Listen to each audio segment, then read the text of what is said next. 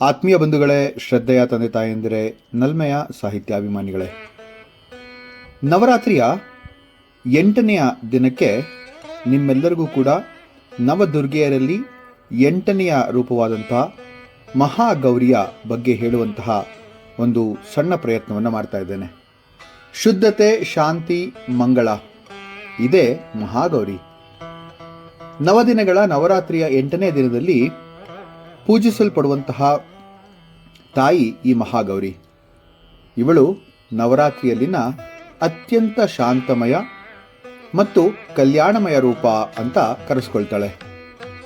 ನೆನ್ನೆಯ ಘೋರ, ಭಯಂಕರ, ರೌದ್ರ ರೂಪದ ಕಾಲದೇವಿಯ ನಂತರ ಸೌಮ್ಯ, ಸುಂದರ ಮತ್ತೆ ಶಾಂತಮಯ ರೂಪವಾದಂತಹ ಈ ಮಹಾಗೌರಿಯ ಬಗ್ಗೆ ಹೇಳೋದು ನನಗೆ ಅತ್ಯಂತ ಖುಷಿ ಕೊಡುವಂತಹ ವಿಚಾರ. ಇವಳನ್ನ ಮಹಾಗೌರಿ ಅಂತ ಕರೀತಾರೆ. ಯಾಕೆ ಅಂತಂದ್ರೆ ಅತ್ಯಂತ ಶ್ವೇತವರ್ಣದ ಶುದ್ಧತೆಯ ಸ್ವರೂಪಿಯಾದಂತಹ ಈ ಮಹಾಗೌರಿ ಭಕ್ತರ ಮನಸ್ಸಿನಲ್ಲಿ ಶಾಂತಿ ಮತ್ತು ಸೌಮ್ಯತೆಯನ್ನ ತಂದುಕೊಡ್ತಾಳೆ ಅಂಥೇಳಿ ಪುರಾಣಗಳು ಹೇಳುತ್ತವೆ. ಈ ದೇವಿಯ ಸ್ವರೂಪವನ್ನ ಅನೇಕ ಪುರಾಣಗಳು ವರ್ಣಿಸ್ತಾ ಹೋಗುತ್ತವೆ. ಇವಳು ಶ್ವೇತವರ್ಣದ ತೇಜಸ್ಸನ್ನ ಉಳ್ಳಂತಹ ಮಹಾಸುಂದರಿ. ಚಂದ್ರನಂತೆ ಕಂಗೊಳಿಸ್ತಾಳೆ.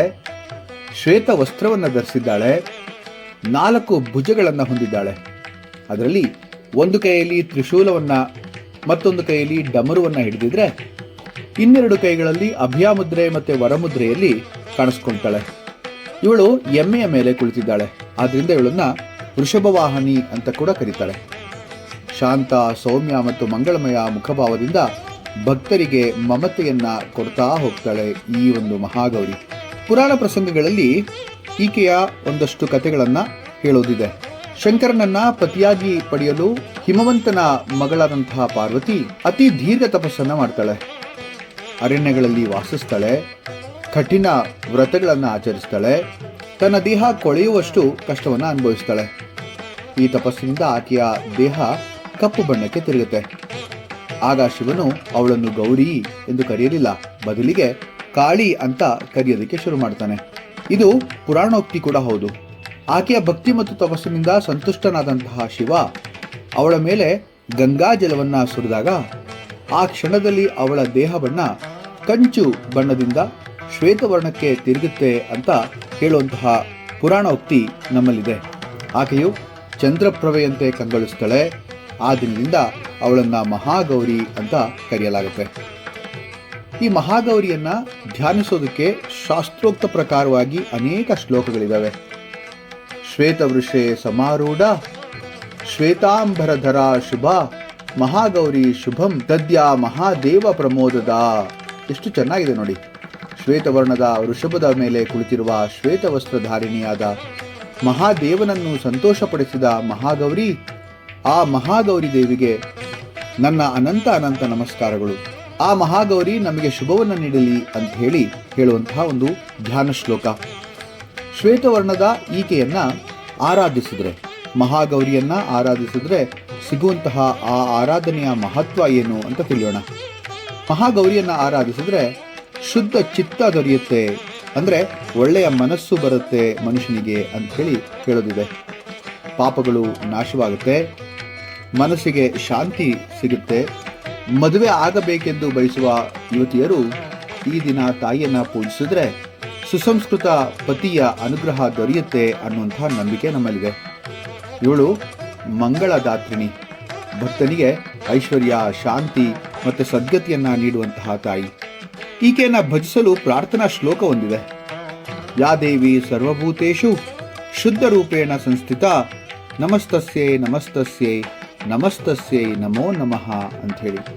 ಇದರ ಅರ್ಥ, ಯಾವ ದೇವಿ ಸಕಲ ಜೀವಗಳಲ್ಲಿ ಶುದ್ಧತೆಯ ರೂಪದಲ್ಲಿ ನೆಲೆಸಿದ್ದಾಳೋ ಆಕೆಗೆ ನಮಸ್ಕಾರ, ನಮಸ್ಕಾರ, ಮತ್ತೆ ಪುನಃ ನಮಸ್ಕಾರ ಅಂಥೇಳಿ. ಈ ಮಹಾ ಗೌರಿಯ ಸಂದೇಶ ಏನಪ್ಪ ಅಂತಂದ್ರೆ, ಅತಿಯಾದ ಕಷ್ಟ ಕ್ಲೇಶಗಳ ನಂತರವೂ ಕೂಡ ಶ್ರದ್ಧೆ ಮತ್ತು ಭಕ್ತಿ ಇದ್ದರೆ ಮನಸ್ಸು, ಮಾತು, ಮನೆ ಶುದ್ಧವಾಗುತ್ತೆ. ಶುದ್ಧತೆ ಬಂದಾಗಲೇ ದೇವರ ಅನುಗ್ರಹ ಸಿಗೋದು ಅಂತ ಹೇಳಿ. ಅಜ್ಞಾನ ಮತ್ತು ಅಶುದ್ಧಿಯ ಜೀವನವನ್ನು ಬಿಟ್ಟು ಶುದ್ಧ ಮನಸ್ಸಿನಿಂದ ಬದುಕಬೇಕು ಅನ್ನುವಂತಹ ಸಂದೇಶವನ್ನು ತಾಯಿ ಮಹಾಗೌರಿ ಕೊಡ್ತಾಳೆ. ಇದು ನವರಾತ್ರಿಯ 8ನೇ ದಿನದ ಮಹಾಗೌರಿ ದೇವಿಯ ಮಹಿಮೆ.